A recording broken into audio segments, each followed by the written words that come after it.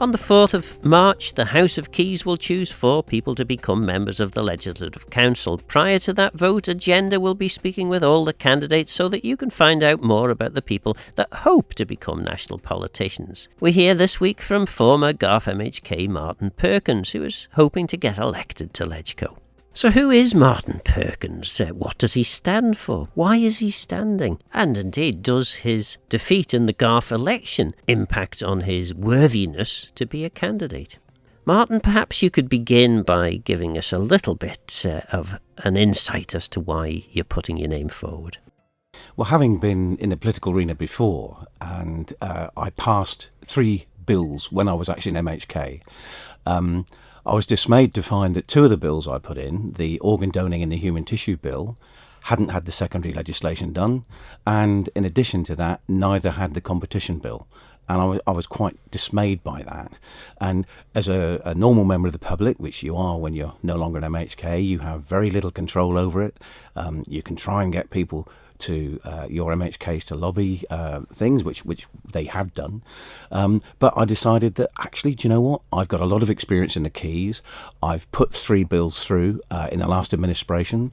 No other MHK did that, as far as I'm aware. 2 private members' bills and the competition bill, which was the government bill because I was chair of the Office of Fair Trading, and the chunky bill of the organ donating and human tissue.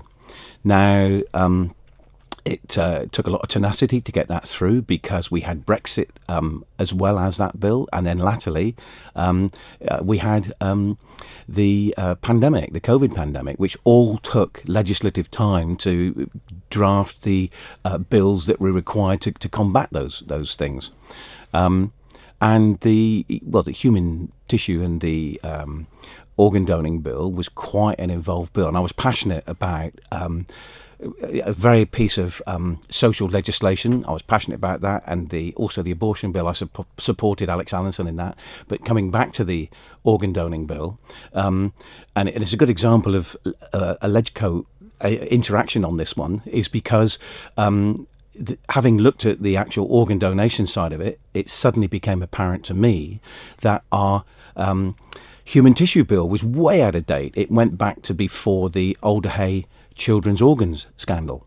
And so then you have the dilemma, do you do a new bill for that as well, or do you lump it in with the organ donation bill? And having spoken to Cabinet Office and various other people and also the health people, we decided that it should be put all in one place. So it went from a 30-clause bill in the organ donation to about almost 100 clauses, if I remember correctly. So it's quite an exercise. And I'm passionate about that, and I know my way around legislation, so I could be put to good use. I suppose the obvious question then is, if you're so passionate about that, how did you not manage to convince the people of Garff at the last general election? Yeah, that's a good question. Essentially, I'm a man of principle, and I failed to get re-elected mainly because I would not support the pumping of sewage out of Laxey. And it's, I looked at the plans that Manx Utilities put in on the Cairn site. It was a very considered engineering plan. The gravity would have brought all the sewage down. It could have been treated in one place, and then just the final fluid could have been disposed in the bay, having been treated with ultraviolet treatment to remove all the pathogens. But other people thought otherwise. We need to pump it out of Laxey. And as an engineer from a previous life, pumping fluid up 485 feet, there's inherent problems in that. The problems we found at White Hoe with the Iris project, vibrations, hydrostatic harmonics, all that type of stuff. And the cost of it was something, I think it was estimated in the region of 23 million. And that's going back to 2021, and we haven't got that sort of money, and it's probably going to be worse than that.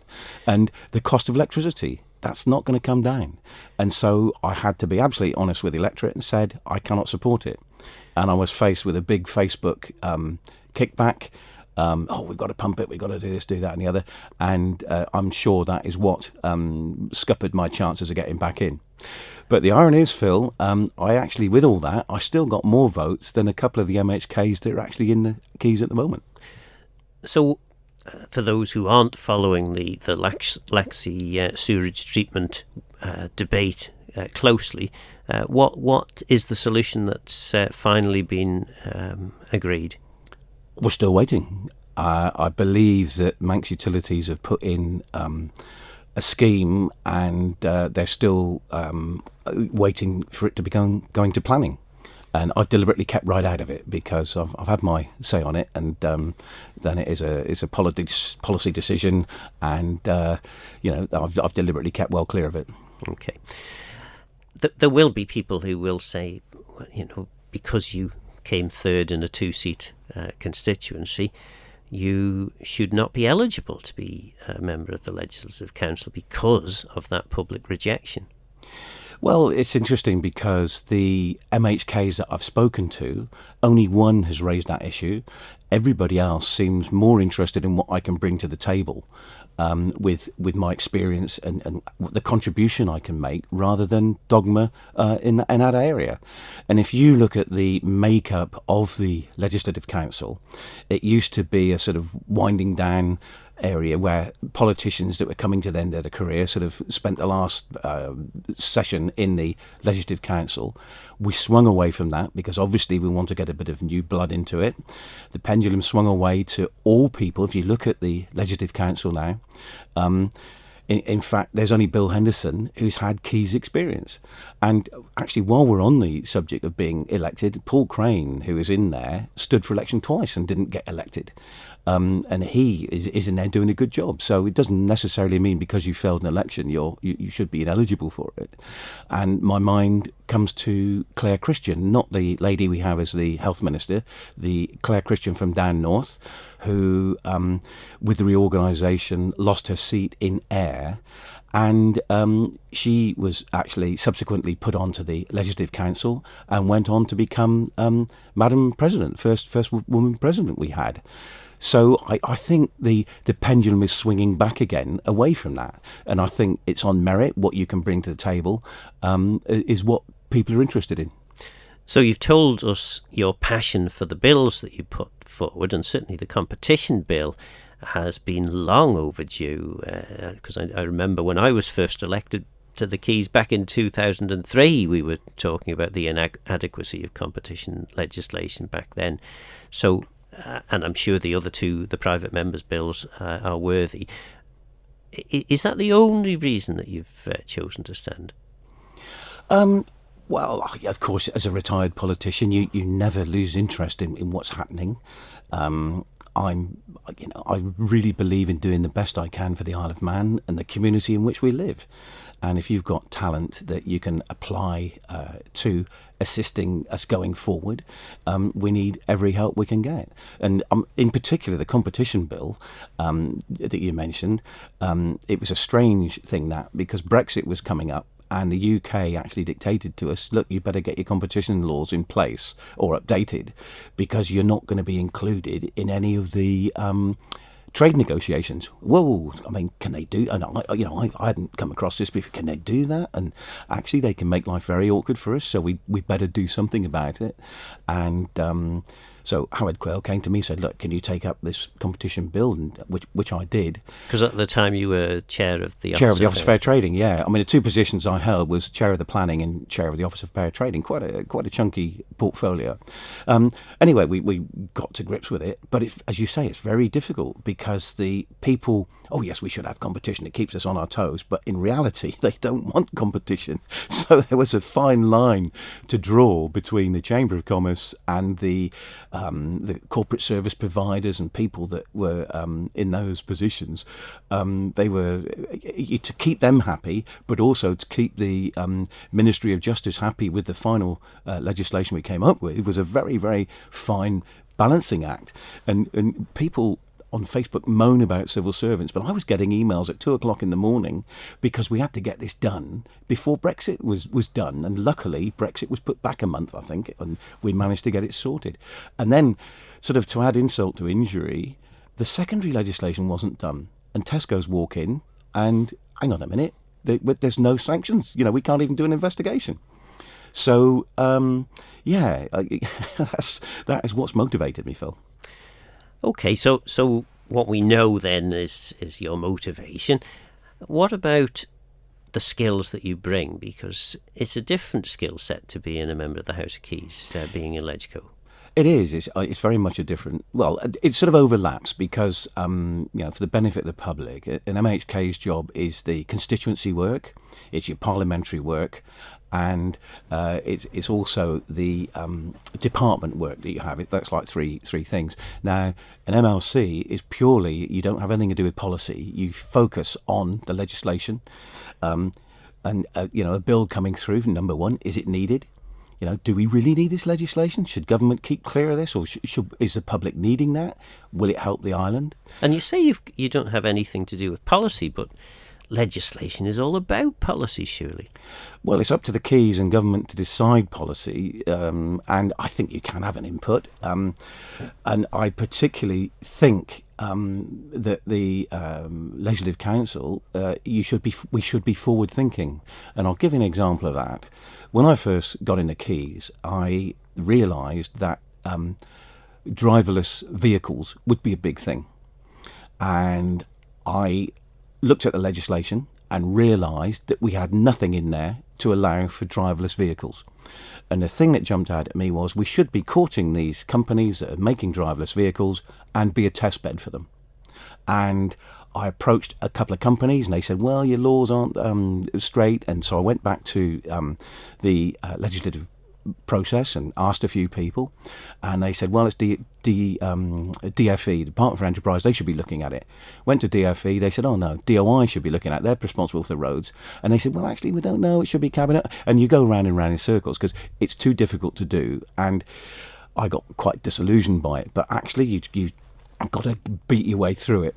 And eventually we got some sort of conversation going. But then, meanwhile, the companies I was talking to with the cars that were considering a test bed actually said, well, you haven't got any motorways or you haven't got any dual carriageways.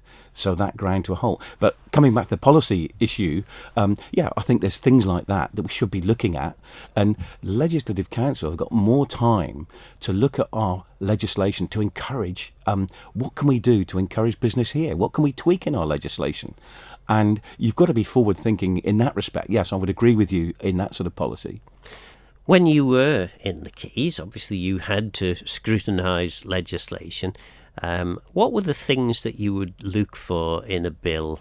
What issues specifically? Obviously policy is part of it, but what else were you looking for? Is it intrusive on the public? Do we really need this legislation? What are we intending to do? Is it correct that we should go down this route? Is it easily understood? Is it succinct in what the law says? Who's going to enforce it? Is it the police? Is it Customs and Excise? Is it the controlling bodies, or what? How is it going to be achieved? And the trick is for legislation is to make it as simple as possible. And that is, I've always believed that. And I think any legislation that's coming through should be scrutinised in that manner. In terms then of the other element to Legislative Council, you also sit in Tynwald, and Tynwald, yes, it does consider some secondary legislation, but its primary focus is about policy and it is about finance. So again, your role as a member of Legislative Council is to sit in Tynwald, and some would argue that you actually get more say because there's fewer of you, and the way the Tynwald votes, Keys has to pass a motion, and LegCo has to as well. Well, there are 24 Keys, there's only 9 members of LegCo, so your vote is much more powerful. You could potentially scupper something that Keys has relatively narrowly supported. I don't think you can scupper it completely, can you? Because Keys always overrides a LegCo decision. Well, in Tynwald, effectively, you come back for a combined vote, assuming that Keys had approved, and that combined vote has to be, it has to be a majority of the whole of Tynwald, not just the Keys.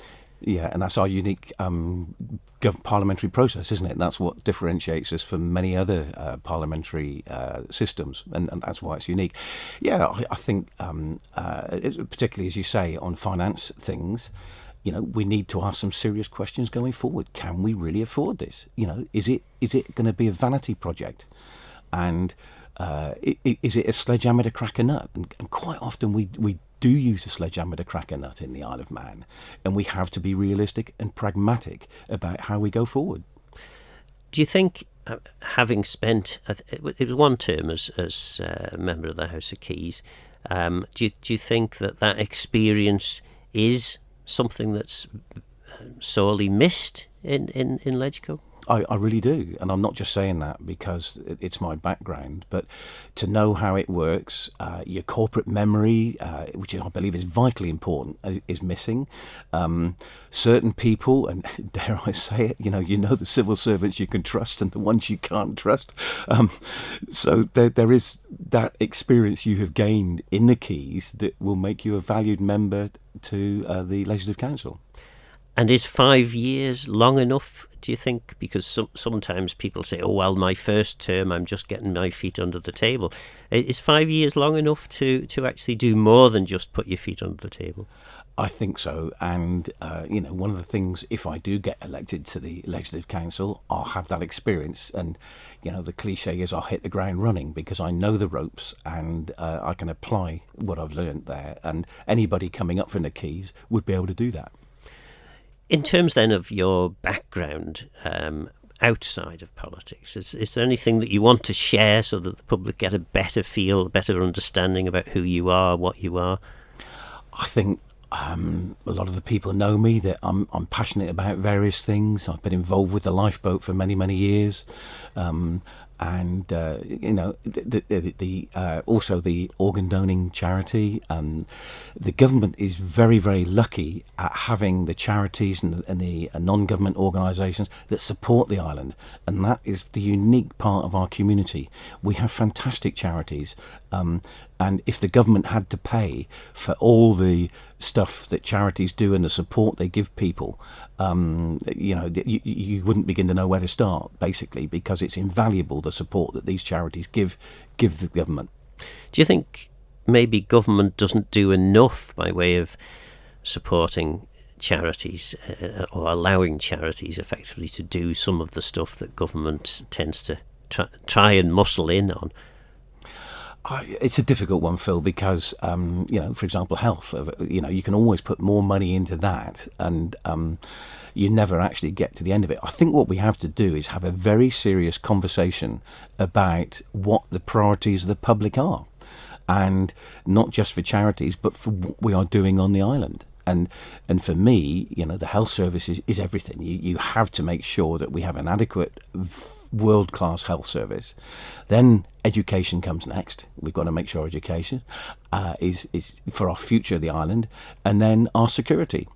And I noticed in the forthcoming legislation that's coming up is the ill-gotten gains, the Proceeds of Crime Act, and that is behind the UK. And I have to say, my daughter's in the police force, and I declare that as an interest. But I believe that the Proceeds of Crime Act, we need to get that sorted. And why? And coupled with that is the Extradition Act that is going through. Those two things, we need to make sure that criminals do not see the Isle of Man as a safe haven, and that government takes off their ill-gotten gains. They should not profit from it, and I believe that is paramount. I mean, the reason I mentioned about the charities is because I think it's pretty obvious to anyone that even scratches gently the surface of the way in which we do government in the Isle of Man. We don't have enough money to pay for the services that we're delivering. Is it possible that perhaps government is just taking on too many things, and maybe it should allow the third sector charities, whatever you want to call them, to take back some of the things that they used to do before government expanded to the extent it has? yeah, I think you're right that the government does take on a lot of stuff that actually would be better in the third sector. But it's how you go about that, and obviously you have to have the control of it all. One of the things I think that we've gone overboard on is the government regulation of charities and the sort of paperwork they have to fill out and the justifications they have to give. And that is the sort of thing I think we need to streamline to encourage bona fide charities to do their bit. In terms of that imbalance, I suppose, between income and expenditure, what sort of initiatives were you involved with when you were in the House of Keys to try and reduce the deficit? It's very difficult, and the thing that used to get my goat was staffing. And they would put in temporary staff, and the head count was, you didn't count the temporary staff, it was just the people that you had employed there. And that was one thing. I was coming from engineering background, you try and cut out as much of the non-productive people that you can. And the factory is no different than actually running in government. And what is it they say? If you're a gardener, you prune out the middle of the bush to make the fruit on the outside grow better. And I think one of the things I would have liked to have done was to be able to do that. But it is very, very difficult. And even when you're in a department, you ask questions, why do we need to do this? What you know?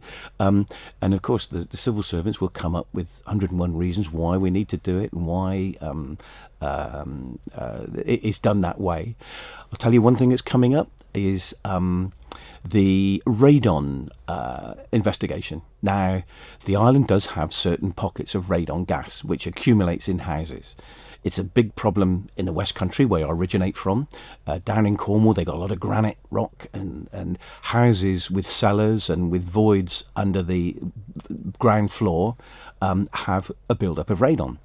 Now, I know that we're looking at it. We're doing a survey on the Isle of Man at the moment. But what I don't want to see is a massive load of legislation coming through. You've got to do this, you've got to do that, you've got to do the other. If you have a house, the new builds have got to do this, they've got to comply with that. What the government needs to do is say, look, there is an increased risk of radon. And as a householder, you should be aware of that. And you should make sure your windows are open in the summer. And if it builds up, you think it's building up in an underfloor space, fit a ventilation fan. And that's it. And they shouldn't interfere with the householder. Advise them and let them get on with it. And you know, you can get your bottom dollar. That won't be the case, but that's how I see it. Place the onus back on the individual.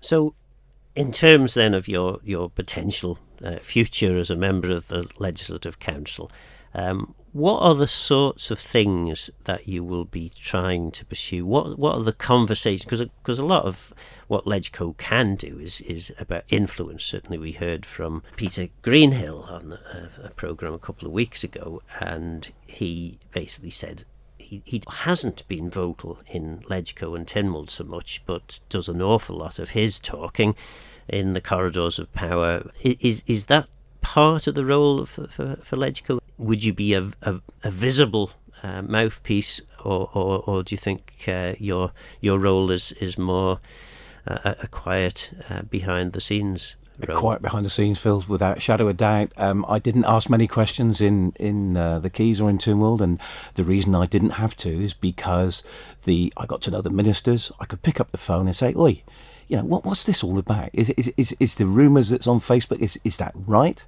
And I, known as a safe pair of hands, I got a reply that actually sorted me out. One thing we do have to be careful is, and this is Isle of Man Limited, we have people point scoring, asking questions, and our competitors will be looking at that.